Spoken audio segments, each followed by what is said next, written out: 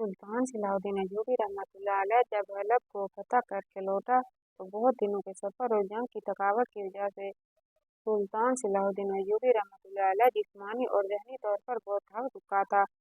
लेकिन सुल्तान दूसरी तरफ बहुत खुश था क्योंकि सुल्तान एक अहम शहर फतह कर चुका था।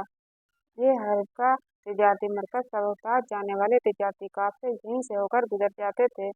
1000 साल कबल मसीह भी इसको खास अहमियत हासिल थी।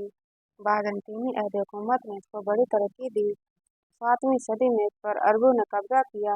10वीं सदी में ये फिर बाज़ंतीनियों के कब्जा में चला गया। 11वीं सदी के आखिर में इस पर सुल्जूक तुर्क काबिज हो गए। 1124 में सलेबियों ने इसका मुहासरा कर लिया। 1183 में हलाकू खान, 1401 में अमीर तैमूर ने कब्जा किया। 1517 में फिर उस्मानी तुर्कों के कब्जा में आया। चंद साल इस पर मिस्र का भी तसल्लुत रहा। यहाँ रेशमी और सूती कपड़े के कारखाने हैं। किसी ज़माने में यहाँ का आईना बहुत मशहूर था। सुल्तान अपने कमरे में आराम करके बाहर निकल गया तो एक आपका जासूस खान अली बिन सुफियान सुल्तान सलाहुद्दीन अय्यूबी रहमतुल्लाह अलैह के सामने सर झुकाए खड़ा हो गया। सुल्तान सलाहुद्दीन अय्यूबी रहमतुल्लाह अलैह ने पूछा, क्या बात है, मुझे बहुत थके हुए लग रहे हैं। सुफियान ने कहा, मैं जानता हूँ आप बहुत थके हुए हैं, इसलिए मैंने सोचा अभी मुनासिब वक्त नहीं। सुल्तान ने कहा, सुल्तान की ज़िंदगी अपनी रियाया की कर्जदार होती है और सुल्तान की ज़िंदगी का एक लम्हा अपनी रियाया के लिए वक्फ होता है। लिहाजा तुम बताओ, ऐसा कौन सा मसला है जिसने तुम्हें परेशान कर रखा है। ये बात करते करते सुल्तान सलाहुद्दीन अय्यूबी रहमतुल्लाह अलैह एक कुर्सी पर बैठ गया और अली बिन सुफियान भी पास में ही आकर खड़ा हो गया और कहने लगा, हुजूर, इतनी जिंदगी के एक बुजुर्ग आदमी जो कई हफ्तों से मुसलसिल हर रोज आपकी अदालत में आता है, लेकिन आपको ना पाकर वो वापस खाली लौट जाता है, लेकिन उसका मसला कुछ ऐसा है जिसे मैं भी हल नहीं कर सकता। सुल्तान ने कहा, बताओ वो बुजुर्ग कौन है और उसका क्या मसला है।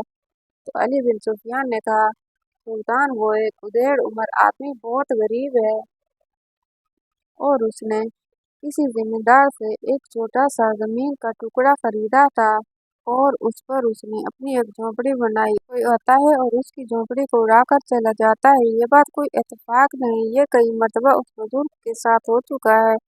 वह बुजुर्ग कल भी दरबार में आया था और कहने लगा, सुल्तान सलाहुद्दीन अय्यूबी रहमतुल्लाह अलैह को मेरा पैगाम देना कि एक बुजुर्ग आपके आने का सख्त इंतजार में है, क्योंकि ना ही उसके सर पर छत है और ना ही उसके रहने के लिए उसके पास कोई जगह है।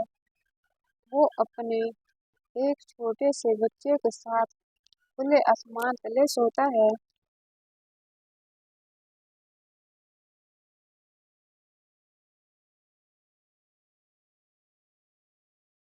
यह सुनकर सुल्तान को अली बिन सुफियान की बातों में तजस्सुस पैदा होने लगा और पूछा, कहा उस बुजुर्ग को कल अदालत में हाजिर करना और पहला ही मुकदमा उस बुजुर्ग का सुनूंगा।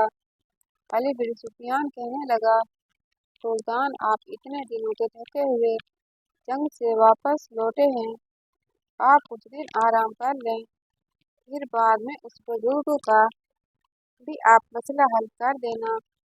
तो सुल्तान सलाहुद्दीन अय्यूबी रहमतुल्लाह अलैह ने कहा, शायद तुम्हें मेरी बात भूल गई है कि एक सुल्तान के हुक्म के मुताबिक अगले दिन अदालत लग गई और सुल्तान काजी के साथ खुली कचहरी में मौजूद था।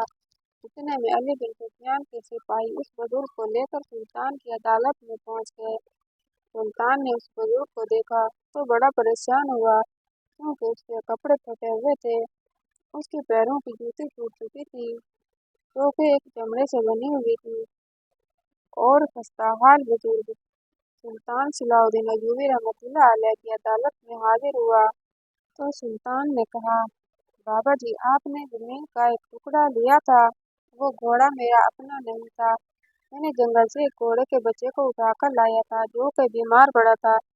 मैं उसकी देखभाल करता रहा और आकर जवान हुआ और घोड़ा मुझे पसंद था, लेकिन मेरे पास रहने के लिए जगह नहीं थी, तो जमींदार ने डिमांड की कि तुम मुझे अपना घोड़ा दे दो तो मैं तुम्हें रहने के लिए जगह दे दूंगा। उस ताजिर ने मुझे एक टुकड़ा जमीन का दिया और मैंने वो अपना घोड़ा उसके हवाले कर दिया, लेकिन वो एक ही हवा के झोंके से उड़ जाती है। ऐसे लगता है जैसे कोई जलजिला आ गया हो। और मैं अपने तजर्बे से बता सकता हूँ कि वो कोई इत्तेफाक नहीं, ना ही मेरी झोंपड़ी इतनी कमजोर होती है कि एक हवा के झोंके से उड़ जाए। सुल्तान ने कहा, ए बुजुर्ग, तुम दोबारा झोंपड़ी बनाओ। ये इत्तेफाक भी तो हो सकता है, क्योंकि मौसम आजकल बहुत खराब है और आंधी और तूफान की वजह से बड़े बड़े कल्ले हिलकर रह जाते हैं। तो मैं जब भी बनाता हूँ मेरी झोंपड़ी गिर जाती है। सुल्तान बड़ा हैरान हुआ और सुल्तान तो जसूस बढ़ने लगा। सुल्तान ने अली बिन सुफियान को हुक्म दिया, कल सुबह तुम अपने सिपाही लेकर उस जगह पर जाना और उस जगह के नीचे खुदाई करना, और मुझे यकीन है उस जमीन के टुकड़े में बहुत बड़ा राज है।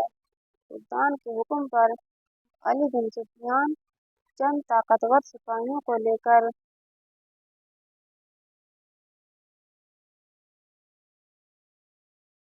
वहां पहुंच गया और खुदाई का काम शुरू हो गया।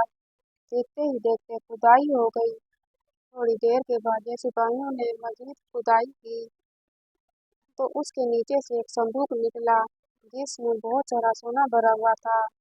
ये देखकर वो बुजुर्ग बड़ा हैरान और खुश हुआ और जमीन पर गिर पड़ा।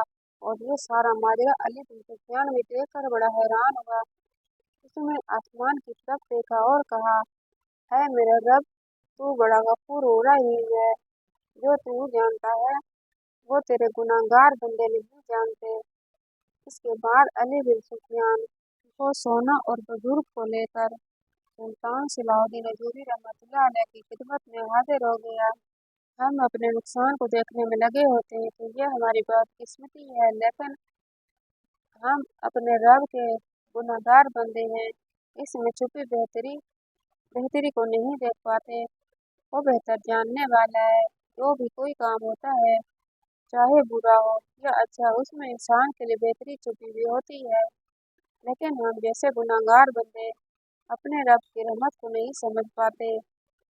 और अगर तू उस जगह वहाँ झोपड़ी बना लेता तो हो सकता है कि वहाँ चंद सालों बाद तुम एक छोटा सा मकान बना पाते जो कि तेरे लिए सख्त जरूरत थी वो तुम्हारे काम आए।